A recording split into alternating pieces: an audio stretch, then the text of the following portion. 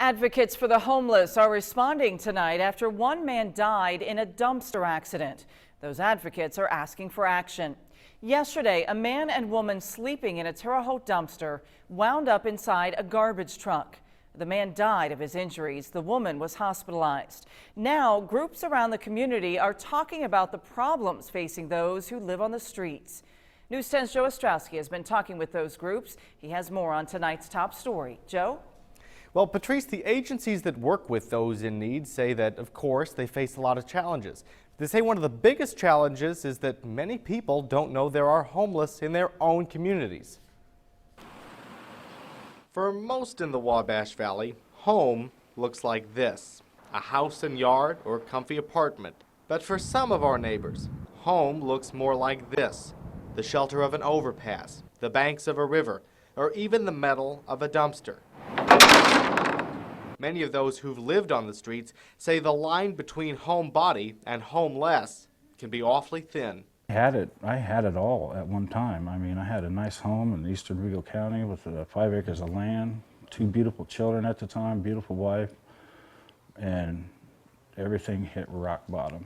The number of homeless in Terre Haute isn't easy to measure. Last month, advocates for the homeless held their annual point-in-time count. That count recorded 212 homeless people in the city.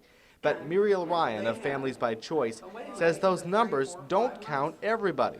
It is a problem that because the people are not visible, because the people don't wear shirts or do marches, that are victims of this situation. And I'm not faulting those at all.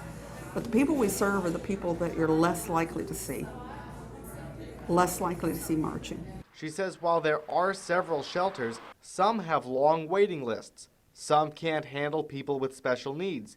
And some have rules that families don't always meet. And while there aren't always easy solutions, Ryan does suggest some ways to start.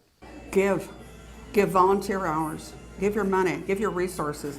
We need to broaden our definition of who are homeless. We need to create more options. And we need to get involved and become knowledgeable. Now, if you'd like to learn more about homelessness, we know of at least one chance. Next Friday, advocates for the homeless are holding a homelessness simulation at Gilbert Park. It'll include presentations by police, city officials, and others. Details about that event are available online. Patrice? Good information. Thank you, Joe.